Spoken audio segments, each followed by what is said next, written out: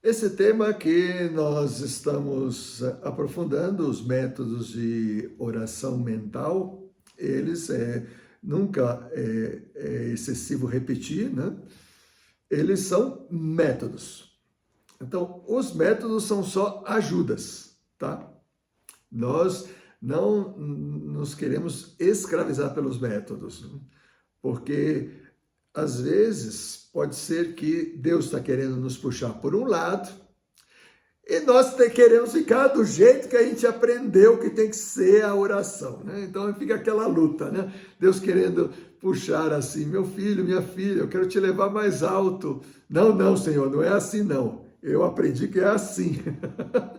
Então nós estamos quase que dizendo para Deus como é que tem que ser a oração.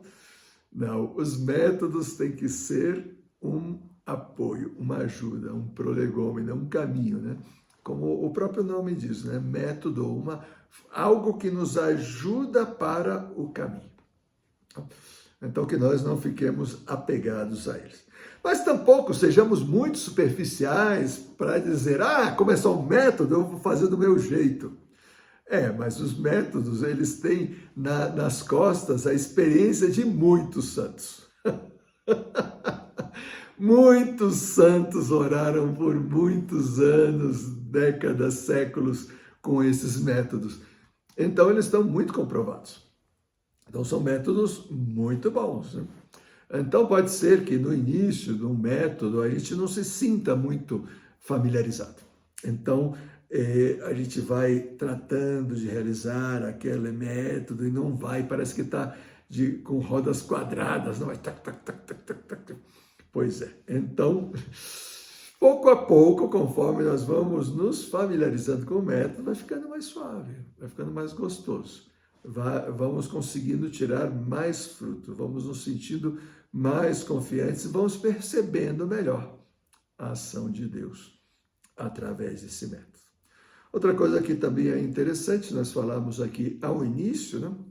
Conforme nós tenhamos mais familiaridade com os métodos, nós podemos migrar de um para outro, conforme nós estamos naquele dia, naquele momento, né? Talvez você está numa meditação discursiva afetiva, né? Mas de repente você entra numa contemplação inaciana, né? Então você começa a ver as cenas do jeito que é o método de Santo Inácio e você fica ali, né? Parece que o Espírito Santo está te guiando naquele momento, né? Ou você pega uma parte da Lexio Divina e fica ali. Então, não tem problema. Mas não façamos isso logo de cara, porque ao não ter familiaridade com os métodos, então nós vamos acabar misturando as coisas e não vamos desenvolver nenhum nem outro. Vamos ficar aí no meio do caminho, né? Como uma pessoa que está aprendendo 2 idiomas ao mesmo tempo, mistura os dois e acaba falando uma coisa que ninguém sabe o que é, né? Isso acontece muito com os legionários, né? Falam um portunhol, né? Português com espanhol, com umas pitadas de italiano assim no meio, né? Que só os legionários entendem. As consagradas também. Então, vamos lá, né? Nós tínhamos falado primeiro sobre o programa de oração, que era importante ter um programa de oração, não vamos repetir esse aspecto, né? Que as Sagradas Escrituras são a principal fonte da oração, não é exclusivo, nós podemos nos servir de livros de espiritualidade, mas que a palavra de Deus é divina. Tínhamos falado sobre a meditação, método discursivo afetivo, falado sobre a contemplação inaciana, né? E hoje nós nos vamos dedicar a Lexio Divina. Então, vamos lá. Lexio Divina é um método que está o nome em latim, né, que quer dizer a leitura divina. Ou seja, uma forma de ler as Sagradas Escrituras que não é só leitura, né? É uma leitura orante, na qual nós vamos tratando de deixar o espaço para que o Espírito Santo nos fale. No fim das contas, os métodos são isso, né? Criar esse ambiente para qual o Espírito Santo nos fale ao intelecto, ao nosso coração e nos leve para frente. Esse método, ele pega uma parte de reflexão, outra parte de afetividade, né, de os sentimentos, né, que podem surgir, e outra parte também da oração de quietude, no qual nós tratamos de deixar todas essas potências externas e externas em silêncio, simplesmente contemplando. Mas uma contemplação que ainda não é mística, né? Tomara que Deus nos leve para esse lado da mística, né? Mas ainda é uma contemplação com os olhos da vista ou os olhos internos do coração. A Lexio Divina, ela tem 4 passos, né? A Lexio, Meditatio, Oratio, Contemplatio. Então, como nós vamos ver cada uma delas em particular, vamos começar de uma vez, né? Primeiro passo, Lexio, ou leitura. Então, esse método é um método para orar em cima de um texto sagrado, das Sagradas Escrituras. De preferência os evangelhos, mas não só, né? Pode ser os Salmos ou qualquer outro livro da Sagrada Escritura. Então, nós vamos tratar de desenvolver uma atitude de leitura orante, de ler com uma atitude de orar. Então, o que quer dizer isso? Eu leio, mas sabendo que essa leitura Deus me está falando. Isso é uma leitura orante. Não é algo só para eu entender o texto. Uma leitura orante é quando eu leio sabendo que Deus me está falando nesse momento que eu estou lendo. Então, uma vez que eu pego as Sagradas Escrituras, eu tenho que desenvolver uma reverência para a Sagrada Escritura. Uma valorização sobrenatural do que é a Bíblia. A Bíblia não pode ser comparada com qualquer outro livro. É a palavra de Deus, revelada por Deus. O que está escrito ali não foi ditado por Deus no sentido de que Deus dizia e o escritor sagrado escrevia. Mas foi inspirado por Deus, ou seja, Deus inspira o escritor sagrado que coloca as palavras. Então, o que está escrito lá realmente é a palavra de Deus. Então, nós temos que nos habituar a aproximar-nos da Bíblia com devoção, com reverência, sabe? Esse texto é um texto sagrado. Nós podemos nos lembrar dessa cena, né, de Moisés, que estava apacentando as suas ovelhas, e de repente ele vê uma sarça. Uma sarça é uma espécie de um arbusto que estava pegando fogo. É que uma sarça pegue fogo, né? Não é uma coisa assim extraordinária, né? Sobretudo nas épocas secas. Mas o que chamou a atenção de Moisés é que ela não se consumia. Ela queimava e queimava e queimava e queimava. Parecia o fogo eterno. Então Moisés começa a se aproximar para ver aquele evento e escuta uma voz que disse: Moisés, tira as sandálias, porque este é um lugar sagrado. A terra que você está pisando é uma terra santa. Esse tipo de reverência nós precisamos desenvolver na leitura das Sagradas Escrituras. Então, quando eu abro a minha Bíblia, pois pode ser muito bom eu beijá-la. Beijar a Bíblia como sinal de reverência. Eu estou beijando a mão de Deus que me está dando a sua palavra. Posso acender uma vela e colocar aí ao lado como sinal da luz de Deus que vai me chegar através dessa palavra.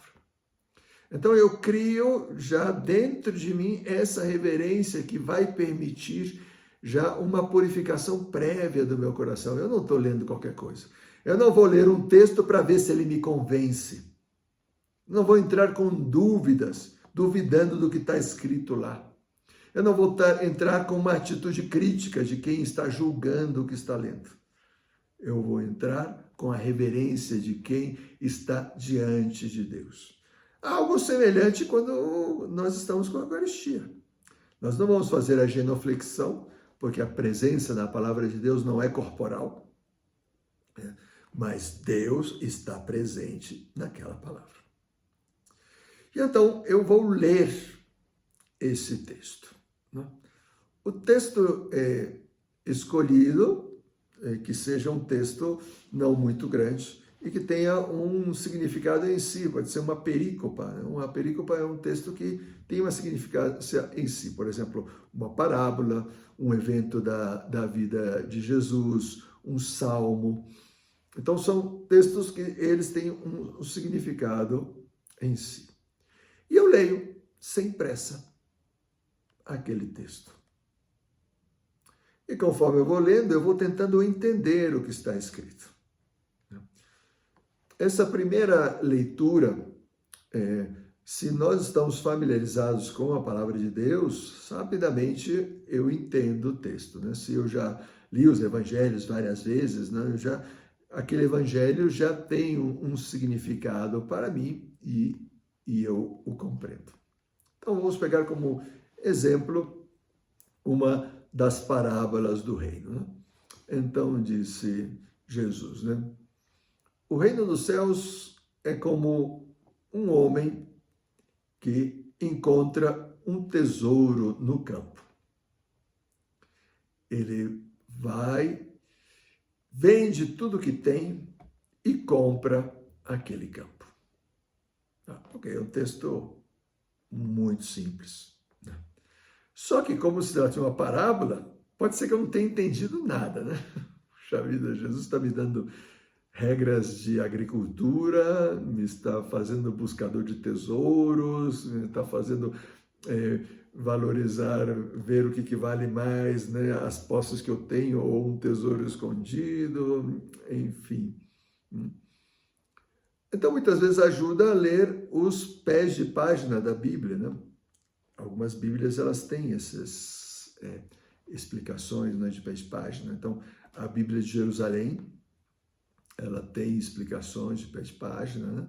A Bíblia do Peregrino é outra Bíblia que também tem muitas explicações, talvez é das que mais tem, né?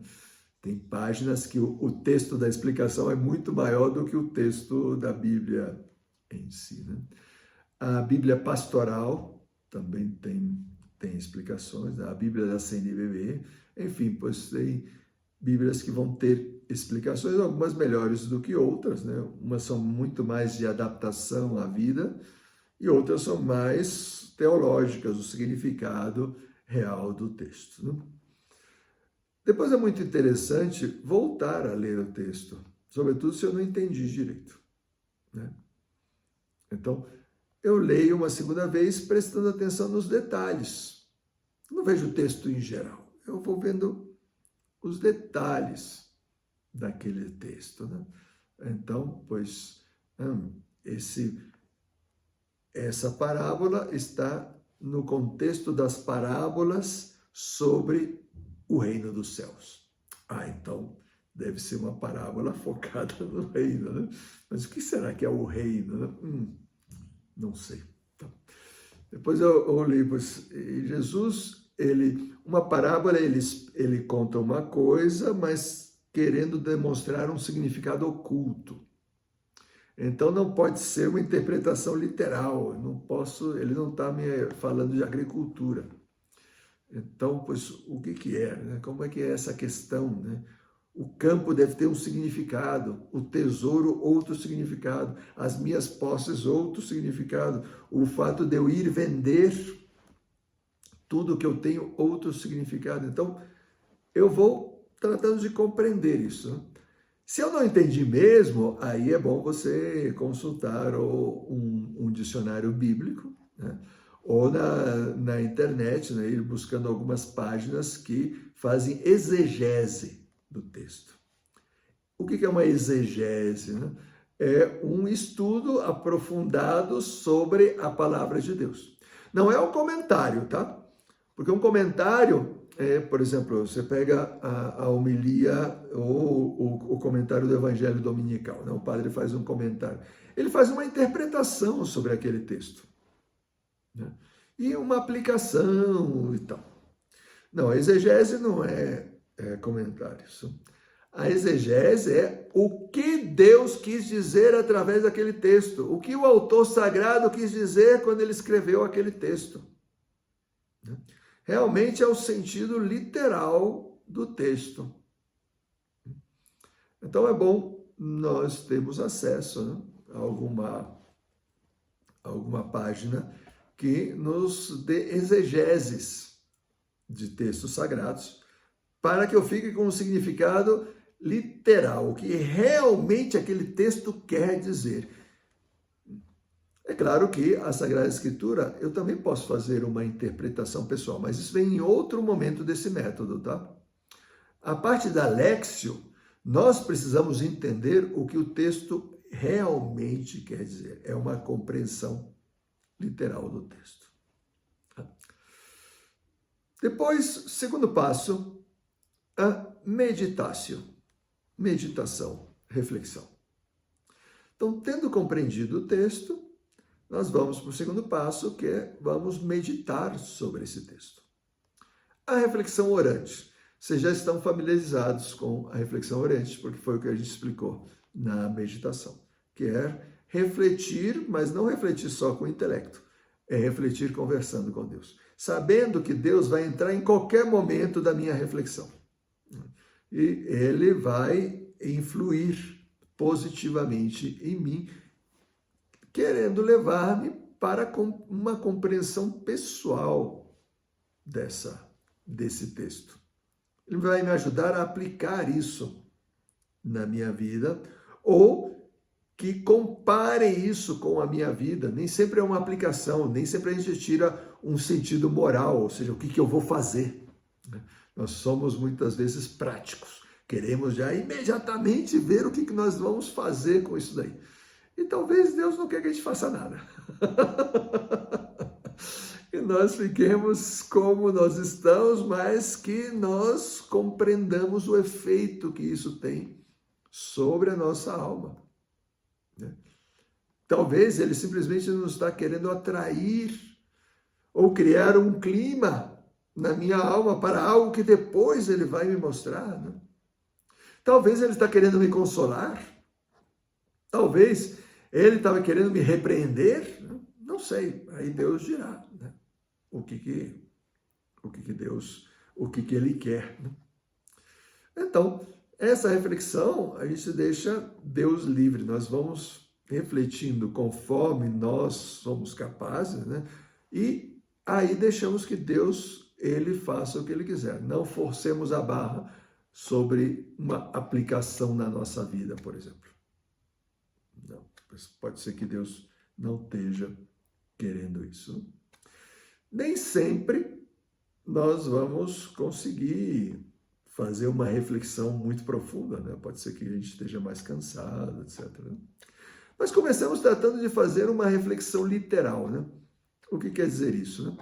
Quando eu, tendo entendido o texto no seu sentido literal, né, na leitura, né, eu trato de encontrar ou comparar isso com outros textos que eu já li, né, que confirmem ou complementem essa reflexão. Né? Então, talvez, quando eu estou lendo esse texto de São Mateus, né, que ele está falando aí do tesouro escondido, daí eu vejo, nossa, a parábola de cima também fala sobre o reino dos céus. E a parábola de baixo também fala sobre o reino dos céus. Olha que legal, pois vou comparar essas parábolas aí. E pois aí eu descubro que esse capítulo trata de várias parábolas que explicam o reino dos céus. E daí eu me lembro, talvez, que lá no capítulo 4, Jesus, quando começa a sua missão, né, ele começa a sua primeira pregação, ele convida a conversão, porque o reino dos céus está próximo. Nossa, quanta referência ao reino dos céus, né? A gente só vai conseguir fazer isso quando a gente tenha mais intimidade com a Bíblia. Mas a gente vai ganhando intimidade com a Bíblia quanto mais léxios divinas, né, nós vamos fazer. Então, não se preocupem se de cara vocês não conseguem fazer nenhuma referência. Fica lá assim, não consegui não. Mas aí vai uma dica. Na Bíblia de Jerusalém, na lateral de cada página tem as referências para outros textos. Eu só vi isso na Bíblia de Jerusalém. Não vi isso nem no Peregrino, nem na Pastoral, nem da CNBB, nem da Ave Maria. Só na Bíblia de Jerusalém. E olha que eu não estou ganhando nada em fazer propaganda da Bíblia de Jerusalém. Hein? Mas eu gosto muito dela por causa disso, por causa das referências. Muitos textos, né? Então aparece, sei lá, referência lá a um salmo, referência ao profeta Isaías, referência a Malaquias, referência ao Gênesis. É muito interessante, né? Você vai aprendendo a relacionar os textos da Bíblia. Depois de fazer essa reflexão literal, você também pode fazer uma reflexão simbólica, né? Que é, a partir dessa compreensão literal, abrir espaços para interpretações mais pessoais do seu momento de vida, o que está acontecendo contigo, de repente te vem uma luz justamente sobre isso. Pode ser, por exemplo, nesse texto, que você esteja muito apegado a algo que está te tirando a liberdade. E você nem se deu conta de que, graças a esse apego, você já estava tratando mal as pessoas, ou inclusive se afastando de Deus, né? Por exemplo, pode ser que você tenha se apegado muito a um sonho de vida, então você está vivendo absolutamente em função disso. E pois se esquece de que isso está dentro da sua vida, que está dentro do seu plano de santidade, que está dentro do seu caminho de vida eterna, né? Então, de repente, Deus disse: se desapega disso daí. Não, eu não quero deixar. Vai, vende tudo que você tem. Talvez você não vai precisar vender nada. Você simplesmente vai deixar um pouco de lado aí esse seu sonho. Você não vai dar tanta importância a ele. Não, mas eu gostaria tanto que isso acontecesse. Ué, mas não dar tanta importância não quer dizer que você está renunciando a ele. Talvez Deus não te pediu renunciar, te pediu desapegar, que o seu coração não esteja apegado. Daí de repente você faz isso e o seu sonho se realiza. Deus estava só esperando que você se desapegasse para poder te ajudar a realizar. Porque o apego faz com que, em vez de nós crescermos, nós diminuímos no caminho de santidade. Faz com que o nosso coração seja mais egoísta, mais fechado em si mesmo. Então, essa é uma reflexão simbólica. Não é a interpretação literal do texto, mas naquele momento Deus se serviu daquele texto para me inspirar isso que eu realmente estava precisando. E finalmente eu posso buscar aplicações para a minha vida. Se é por aí que Deus está me levando, a algo que eu realmente preciso fazer.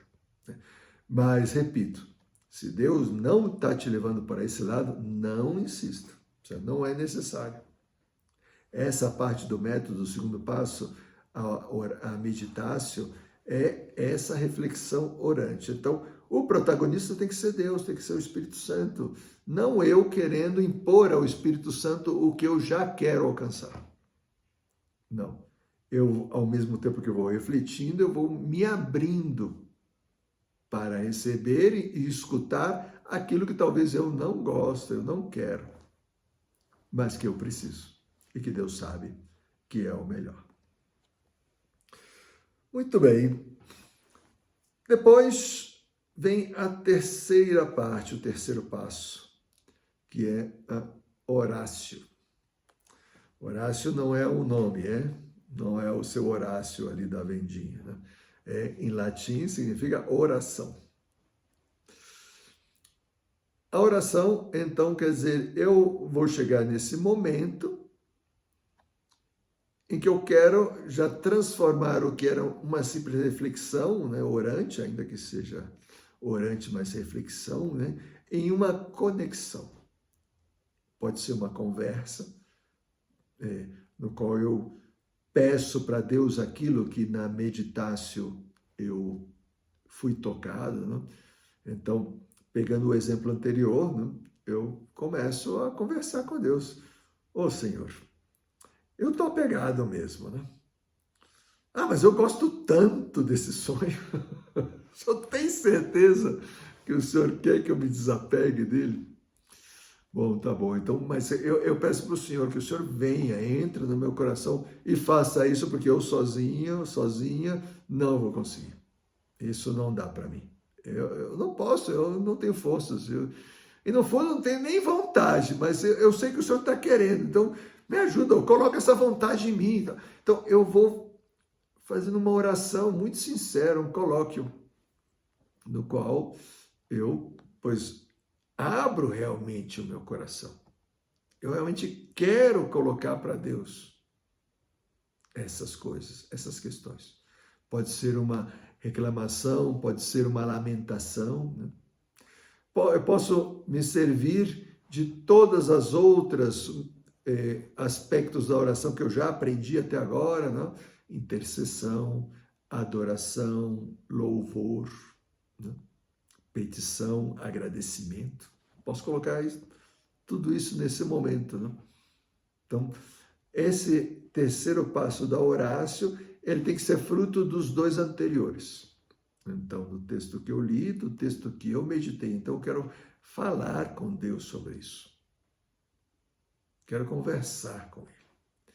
Posso colocar aí também os meus afetos, os meus sentimentos, o que eu estou sentindo. Posso contar para Ele essas coisas. Posso pedir essas coisas que eu estou necessitando. Que talvez eu estou árido. Vamos supor que na reflexão eu não consegui refletir em nada. Então, na terceira parte da Horácio, eu vou falar com Deus sobre isso. Senhor, eu não consegui refletir nada. Não me veio inspiração nenhuma, nem petição, nem reclamação. Eu estou aqui seco como uma tábua, estou branco como uma folha de papel, nada. Então, eu falo isso para Deus. Não me vem nenhum sentimento, eu não estou movido a nada. Não. Me vieram muitas distrações, isso sim. Então, mas eu conto isso para ele também. Né? Ele já sabe, é claro, mas na Horácio, isso que ele já sabe, eu quero contar para ele, eu quero estabelecer uma relação. Porque não me interessa só a conversa, me interessa a relação na qual se dá essa conversa. É um relacionamento, não é um bate-papo. Bate-papo é muito pouco para dizer na Horácio. Eu estou querendo um relacionamento. Eu posso me servir também, nesse momento, de alguma oração que seja uma oração preferida que eu tenha, um salmo, um hino litúrgico, no qual uma música, não, o texto de uma música que quer expressar aquilo que eu gostaria de dizer. Então, eu uso tudo isso também na minha Horácio. Tá? Então, esse é o terceiro passo. Né? E, finalmente, o quarto passo, a contemplatio. A contemplação. Essa contemplação não é a contemplação inaciana. Não é a contemplação como método de Santo Inácio. Que você se lembra, né? Que a gente tratava de olhar a cena evangélica, entrando dentro dela, conversando com os personagens, escutando o que eles estavam falando, vendo o ambiente, me sentindo protagonista, me identificando com algum dos personagens, ou eu mesmo criando um outro personagem que entra nesta mesma cena. Pois é, esse quarto passo aqui não é essa contemplação. Tá? O nome é o mesmo, mas não.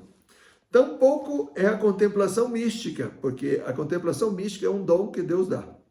Então, por mais que você se esforce, se Deus não quer te dar esse dom, não vai acontecer nada. Contemplação mística é quando Deus infunde ideias ou pensamentos ou sentimentos sobrenaturais, que não estão já a nível de intelecto, estão a nível de Deus, né? E que depois você não consegue explicar, não consegue contar, não consegue explicar ou voltar a sentir aquilo que você sentiu, porque foi sobrenatural. Essa contemplação é o mais parecido a quando você está diante de uma paisagem. Mas uma paisagem assim muito ampla, que você fica tão estupefacto pela beleza do que você está vendo, que você não pensa em nada. Você não presta atenção em nada particular da paisagem, mas em toda a paisagem. Foi o que aconteceu comigo quando eu cheguei no Passo de Cortez, aqui entre os vulcões do Iztaccíhuatl de um lado e o Popocatépetl do outro, e você via todo aquele vale e aqueles dois vulcões, sobretudo a mega montanha do Popocatépetl, e saindo a fumaça lá em cima. Uau! Que cena tão espetacular! Eu quero ficar aqui. E de fato eu fiquei lá uns 10, 15 minutos, simplesmente olhando. Então, essa contemplação é, depois de você ter feito bem a Lexio, a Meditatio e a Oratio, você quer ficar simplesmente diante de Deus, com tudo o que aconteceu. Então, você não quer pensar em nada particular. Você quer desfrutar da alegria dele como se estivesse contemplando a Deus, com o que você acabou de viver nessa oração, nessa Lexio, nessa Meditatio, nessa Oratio. Esse quarto passo, meus queridos, não é fácil, porque ele implica, pois, um dom de Deus de serenidade interior, no qual nós vamos serenando e silenciando a nossa memória, a nossa imaginação, os nossos sentimentos, as nossas paixões, as nossas preocupações, os nossos sentidos exteriores, a vista e o ouvido e tal, para simplesmente estar com Ele. Estar com Ele, desfrutar da sua companhia, tendo passado pelos passos anteriores. Né? Isso é que é o interessante dessa contemplação. Ela é como que uma conclusão natural dos anteriores. Né? O que acontece quando nós não conseguimos chegar aí? Não tem nenhum problema. Porque, como eu disse para vocês, não vai ser fácil de cara. Conforme nós vamos avançando na vida espiritual, vamos ter mais facilidade para isso. Mas, se não chegarmos, voltamos então para os passos anteriores. Podemos repetir tudo outra vez, né? Lexio, Meditatio, Oratio. Né? Talvez Deus tenha algo mais que nos dizer nos passos anteriores. Né? Então, isso é a Lexio Divina, né? Esses 4 passos para uma leitura orante das Sagradas Escrituras. É um método que é muito simples, na verdade. Se nós vemos assim, de sopetão, né? Leitura, meditação, oração, contemplação. Então, primeiro eu leio, depois eu medito, depois eu converso com Deus, depois eu simplesmente me deixo levar pelo embalo da graça de Deus. Então, é muito fácil. Só que na prática, pois vai ter as suas dificuldades. Né? A gente, conforme vai tentando colocar em prática, a máquina vai engasgando. Né? Não tem problema. Nós temos que nos lembrar aqui do conselho que nós damos para qualquer método de oração. As dificuldades também fazem parte da oração. Então, uma Lexio Divina, ela não é boa porque ela fluiu maravilhosamente bem. Porque eu li e entendi tudo.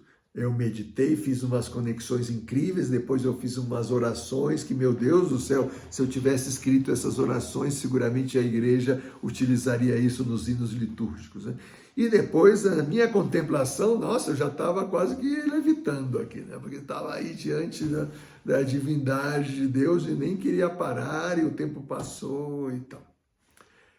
Não quer dizer que foi uma boa Alexa. Quer dizer que Deus quis te dar um dom para que você desfrutasse do momento, né? Porque pode ser que no dia seguinte a sua Alexa seja exatamente o oposto, né? Você leu o texto 5 vezes e não entendeu patavinas, né? Daí disse, apesar de não ter entendido nada, vou tentar meditar. Daí você vai tentar meditar e se distrai, né? As contas a pagar, o trabalho do colégio que precisa fazer, eu estou atrasado para não sei quando, não sei o que. Daqui a pouco você vê, nossa, já passaram 10 minutos eu pensando nessas besteiras todas. Bom, vamos tentar a oração. Você quer tecer uma oração, não vem nenhuma oração. Daí você quer pegar alguma oração que está escrita e tal, e todas elas parecem ágrias. Não, isso não é o que eu queria dizer para Deus, né? Nossa, que horror, né? Vou tentar contemplar. E aí sim que piora tudo, né? Aí você é invadido por distrações e tentações. E quando você viu, passaram 30 minutos, né? Você está até suando aí. Nossa, que horror. Eu acho que Deus vai me pedir para eu repetir, porque essa não contou. Claro que contou. Pô, você o tempo todo estava lutando, o demônio mandando aí ondas, tempestades, raios, ventos, e você lutando. Essa oração é preciosa aos olhos de Deus. Por quê? Por causa do amor. Por que você estava lutando? Porque você ama a Deus, você quer amar a Deus, você quer corresponder a Deus. Então você se entrega. Não se preocupe se o método não foi tão gostoso como você gostaria que fosse. Seria diferente se você voluntariamente se deixa levar pelas distrações, pelas tentações, pela preguiça. Você mesmo começa a pensar nas coisas que você precisa fazer depois. Então aí não tem esforço. Aí sim, essa oração foi horrível. Aí eu concordo. Foi perda de tempo, né? Porque você nem fez o que você tinha que fazer e nem orou. Mas quando existe sinceridade, apesar das dificuldades, né? Então nós conseguimos, né? Vamos fazer um breve exemplo, que é o que vem aí na apostila, que é o capítulo 13, de 4 a 9 de São Mateus. A parábola do semeador. Se lembram dessa parábola? A gente já tinha comentado, mas é um texto que ele é tão profundo que, e ainda mais tem tudo a ver com a nossa vida espiritual, que, nossa, vale completamente a pena nós voltarmos sobre ele, né? Vocês estão com a Bíblia por aí? Ok. Qual que é a tua, Maria Clara? Da Jerusalém. Ah, olha só, fenomenal. Ela está em latim? Não? Ainda bem, senão você não ia entender mesmo. Então, abram aí em São Mateus, capítulo 13, versículos de 4 a 9. Mateus 13, 4 a 9. O capítulo 13 de São Mateus, ele condensa várias parábolas, todas elas sobre o reino. Então, São Mateus, ele quis concentrar aí as parábolas do reino. Então, quem de vocês gostaria de ler?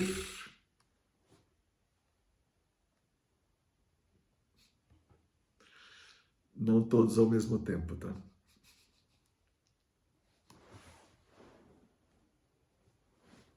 Eu posso ler, padre. Então, vamos lá.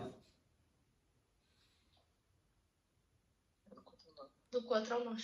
Uhum. Disse ele, Um semeador saiu a semear, e semeando, parte da semente caiu ao longo do caminho. Os pássaros vieram e a comeram.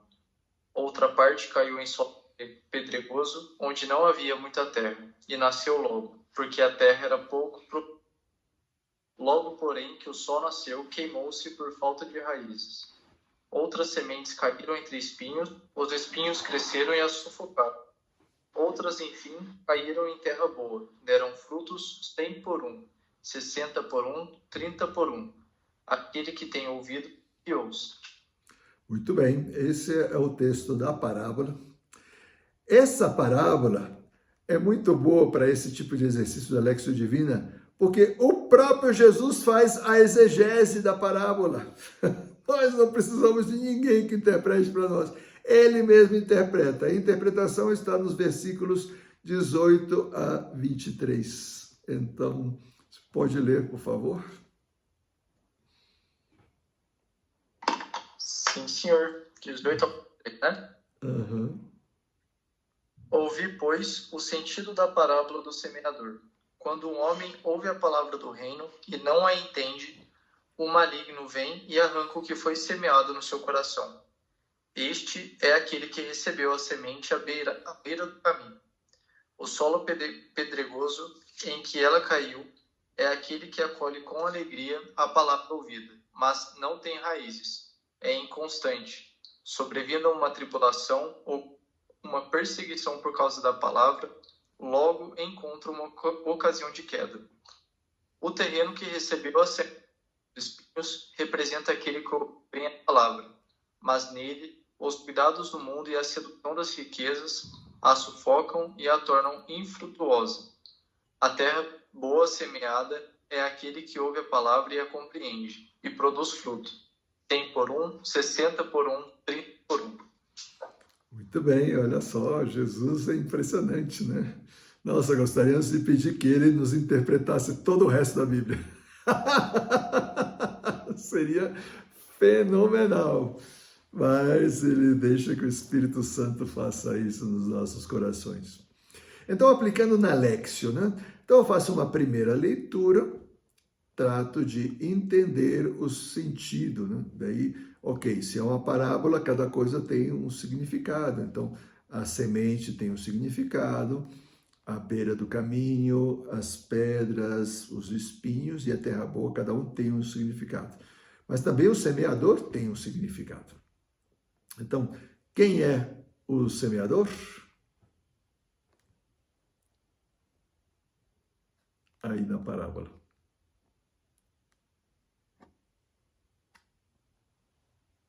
Jesus? É Jesus ou o Pai, né? Porque Jesus, ele é a semente, né? A semente, aquela semente, o que é semeado nos nossos corações, né? Ele é o próprio reino que é semeado nos nossos corações, né? Então, Deus Pai é o semeador, a semente é a palavra, não é isso? Não é essa a explicação que ele dá? Só que a palavra, conforme nós vemos em São João, é a segunda pessoa da Santíssima Trindade, a palavra, o verbo. Depois vejam lá no Evangelho de São João, no capítulo 1, vocês vão ver, né, que no princípio era o verbo, e o verbo estava junto de Deus, e o verbo era Deus. Em outras traduções vai dizer, no princípio era a palavra, e a palavra estava junto de Deus, e a palavra era Deus. Ou seja, ele está falando que Jesus é a segunda pessoa da Santíssima Trindade, ela é a palavra. E se nessa parábola diz que a palavra é semeada, então a semente é Jesus, né? Que é colocada no nosso coração. E os tipos de terreno, o que significam?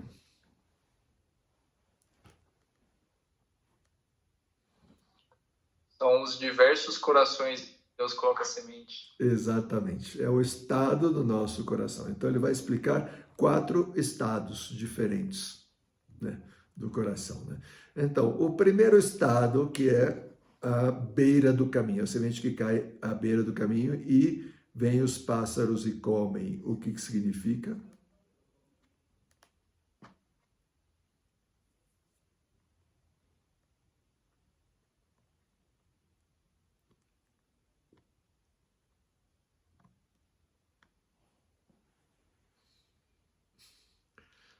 Jesus explicou aí.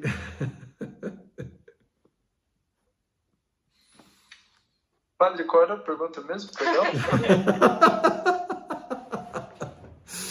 A beira do caminho, o coração beira de caminho, o que significa? Dos 4 tipos de corações, né? O que é a beira do caminho? É o homem que não compreende a palavra de Deus. Não compreende, exatamente. Aquele que não compreende voluntariamente ou involuntariamente, né? Aquela pessoa, por exemplo, que não quer saber nada da palavra de Deus, que não quer saber de Deus, que não quer saber de vida espiritual, que não quer saber de religião. Então, isso é o não compreender voluntariamente, né? Ela não quer, né? Depois também os que não compreendem por outros motivos, né? Talvez porque estarão afundados no pecado, né? Então ela faz uma leitura superficial, né? E não compreende, então deixa para lá. E aí o que acontece? Vem os pássaros e comem a semente. O que Jesus explicou que é isso?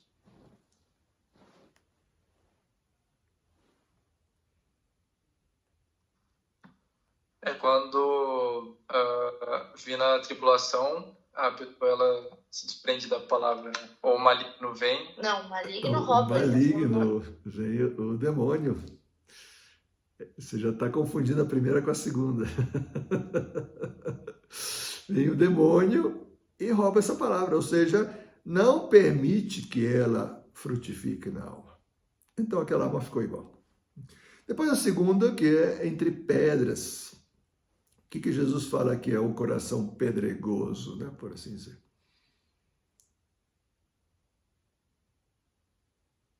É aquele que ouve, que acolhe, mas não segue, não, vamos dizer assim, não segue em frente. E por que ele não segue em frente?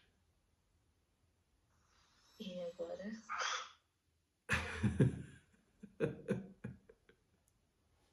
Porque não tem raiz, então, tipo assim... É uma pessoa sentimental. Enquanto ela se sente bem, ela vai, ela se deixa levar, ela segue a Jesus, né? Não sei, é uma pessoa que foi num louvor e esse louvor tocou o seu coração, ela ficou muito tocada, ou num retiro, ou numa missa, algo, então ela se sentiu bem e tal. Mas depois vem a aridez típica da vida espiritual e pois ela abandona, diz, não, já não me sinto bem, já não quero mais. E deixa para lá. Né?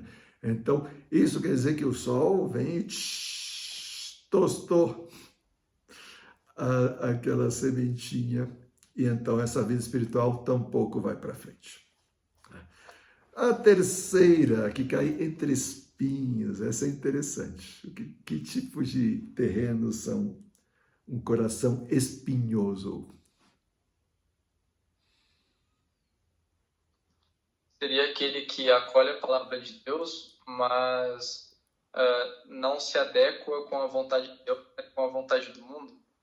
Aí está. O que quer dizer isso?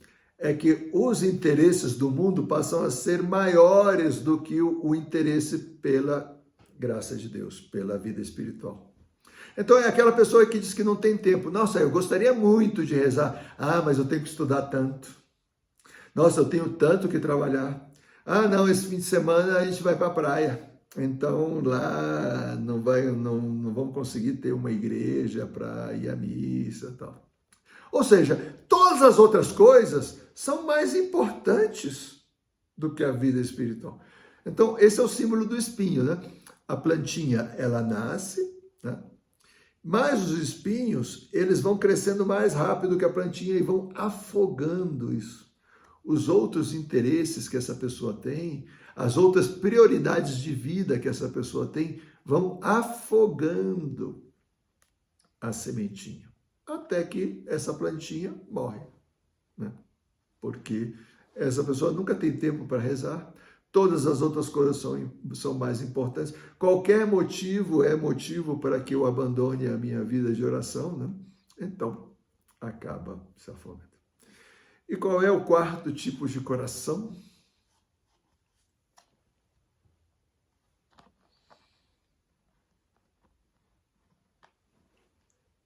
O quarto seria as pessoas que compreendem a palavra de Deus, não só as guardam, mas praticam elas também. Aí está. É o coração fecundo, é o coração que está aberto àquilo que Deus vai fazer nela. Ele quer o que Deus quer. Ele quer o que Deus quer. E então dá muito fruto, porque a semente cai em terra boa. A palavra de Deus cai em terra boa. Então, esse é um exemplo de lexio. A gente entender o que o texto está dizendo. Então, esse foi o entendimento literal, ou seja, é exatamente o que Deus quis transmitir. E o bom é que foi Jesus mesmo que nos explicou. Então, ficou claro para nós que era realmente o que ele queria. Vamos para o segundo passo, a meditácio. Então, nós começamos a refletir, né, sobre esse texto. Então, nós podemos refletir sobre o semeador, né? Então, nós pensamos nele, o Pai que com todo o amor vem e entrega a sua palavra, que é o seu próprio Filho, para nós. Então, nós podemos ir pensando sobre isso. Mas também podemos pensar no nosso próprio coração. Nossa, em qual desses terrenos o nosso coração se identifica, né? E então vou meditando, vou comparando com o primeiro. Não, eu não sou tão dura de coração assim, não, pelo amor de Deus, não, assim não. O segundo, às vezes, né, já aconteceu, tal, não sei o quê, ou o terceiro, ou o quarto. Então eu vou refletindo sobre isso, né? E ao mesmo tempo eu também posso focar na semente, que é a palavra de Deus, que é o próprio Jesus que vem ao meu encontro, né? Então daí eu penso, puxa vida, apesar de Jesus correr o risco de que eu esteja com o coração fechado, ele vem ao meu coração. Ele não escatima nada, ele vem, o semeador joga ele em abundância. E eu vou refletindo sobre isso, né? Como em vários lugares do mundo, né? Será que de repente eu começo a pensar na minha cidade, né? Quantas pessoas abriram o coração, né? E Jesus semeando isso, nossa, puxa vida. Será que elas se dão conta que Jesus está ao lado, está querendo entrar e ela está fechada, meu Deus. Puxa, essa pessoa que sofre tanto, se ela se abrisse à graça de Deus, o que Deus não faria no seu coração? Então, eu posso levar minha reflexão para vários lugares conforme Deus mesmo vai me inspirando. E eu vou refletindo, né? Vou refletindo.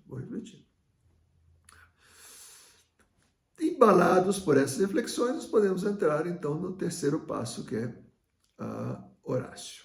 Então, talvez nessas reflexões até aflorem alguns sentimentos, né? De repente, eu refletindo sobre o coração que é duro como a beira do caminho, né?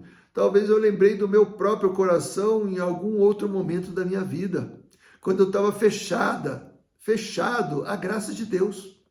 E a graça de Deus vinha e quicava e não entrava, e eu me entregando a uma vida mundana, ou me entregando a uma revolta interior. Não. E talvez isso me gere um sentimento de uma profunda tristeza. Senhor, como é possível que eu fechei o meu coração para você? E aí eu começo a conversar sobre isso. Mas isso foi no passado. Foi no passado, mas é a minha vida. Senhor, não permita nunca mais que eu feche o meu coração dessa maneira. Eu não posso viver sem você. Puxa vida, como é possível? E como é possível que hoje em dia existam outras pessoas, e talvez eu estou lembrando de alguém em particular, né? Esteja com o coração fechado dessa maneira. Senhor, toca esse coração. Ele precisa de ajuda, ela precisa de ajuda. Ele não vai conseguir sozinho. Não vai se abrir. Mas se o seu Espírito Santo lhe toca, eu tenho certeza que ele vai transformar em outro tipo de coração. Vai ao seu encontro. Então, faço uma oração em função disso que a reflexão veio trazendo ao meu coração. Ou pode ser que essa orácio vá em outra direção, o estado atual do meu coração. Talvez eu perceba que o meu coração está letárgico, que está adormecido, está num status quo típico do mundo, simplesmente deixando levar pelas coisas. De repente, com essa reflexão, me deu uma sacudida. E eu me dei conta que os espinhos estão começando a crescer mais, que eu estou começando a dar mais importância a outras coisas e não a Deus. E eu nem tinha me dado conta. Aí você pede na sua oração, Senhor, me dá um arado, eu vou meter um arado aqui nesses espinhos, eu não posso ficar mais com essas coisas, né? Me ajuda, o que eu faço para tirar isso? Ah, mas eu gosto tanto dessa coisa que eu estou fazendo, ou que eu estou querendo fazer, ou desse presente que me deram, ou tal. E então a sua orácio vai sobre isso, uma luta. Você está pedindo forças para poder vencer aquele obstáculo que você tem. Ou um pecado que é frequente na sua vida e que está te humilhando, que você frequentemente é humilhado, humilhada por esse pecado. Então, essa orácio vem sobre isso, né? Senhor, olha, outra vez, não é possível, essa situação se prolonga, o Senhor sabe que eu não quero me deixar mais me levar pelo orgulho, pela soberba, pela vaidade, pela luxúria, pela ira, pela inveja, pelos apegos humanos, pelos apegos mundanos. Então, eu vou conversando, implorando a Jesus. E talvez vai chegar um momento que o meu coração vai se serenando. Né? Eu coloquei tudo para Ele. Eu coloquei tudo nas suas mãos. Eu me abandonei nas suas mãos. Eu me entreguei nas suas mãos. Eu não quero mais dizer mais nada. Ele já sabe, é como quase que eu estou aberta a Ele. E aí eu estou preparado para o quarto passo. A contemplatio. Eu simplesmente quero ficar com Ele. Talvez esse querer ficar com Ele me está consolando. Então, eu sinto como se eu estivesse sendo abraçado por Ele, abraçada por Ele. A minha cabeça reclinada sobre o seu peito, sobre o seu coração. E eu me sinto completamente compreendido por Ele, compreendida por Ele. Ou pode ser que eu sinta que Ele me está pegando na mão e dizendo, olha, juntos nós vamos carregar essa cruz. E você sente a força da mão de Jesus na sua mão. De repente você percebe e você quer seguir esse caminho. Vem uma segurança. Eu vou caminhar contigo. Eu vou caminhar contigo. Você não está sozinho. Não está sozinha. Então, já não é você que está falando. Você não quer falar. Você não quer colocar nada. Você está diante de Deus e é Ele que está no domínio nesse momento. Pode ser que isso dure um brevíssimo momento. Pode ser questão de segundos, ou alguns minutos, ou vários minutos. Isso vai depender de Deus. Você não tente cortar, nem acelerar, nem pressionar esse momento. Simplesmente deixa. Se de repente começam a vir distrações, aí você volta para os passos anteriores, né? Ou a reflexão, meditácio, ou a oração, orácio, né? De coisas que você quer dizer e tal. Então, essa é a Lectio Divina, né? Eu quis dedicar bastante tempo, porque é um método muito bom. E pois pode ser muito útil. Só que é um método para as Sagradas Escrituras. Se você, na sua oração, você quer meditar sobre um tema de um livro espiritual, então não é a Lectio Divina que você usa a meditação discursiva afetiva, né? Talvez você está com um livro de espiritualidade, então é a meditação. Talvez, se você está em cenas evangélicas, né? Por exemplo, né? Você pega um texto do Evangelho que Jesus caminha sobre as águas. Né? Então é um texto muito rico para você ver a cena, entrar na cena, estar dialogando com os personagens, você mesmo ser um personagem, né? Então você está vendo, né, Jesus que está vindo, ele chama Pedro, e você segura na mão de Pedro e fala: não, Pedro, você vai se afogar. Não, sai do barco. E Pedro dizendo: me solta, Jesus está me chamando, eu vou. Então, aí você usa a contemplação inaciana, né? Para que você entre com os sentidos, todos os sentidos na cena, nessa meditação e tal, né? Então, essa também é uma dica para nós escolhermos, né, qual é o método que nos convém em uma oração ou em outra oração. Pode acontecer que no seu programa de oração você já escolheu um método, mas chegado o momento, o Espírito Santo te inspira que é melhor outro. Tudo bem, não tem problema.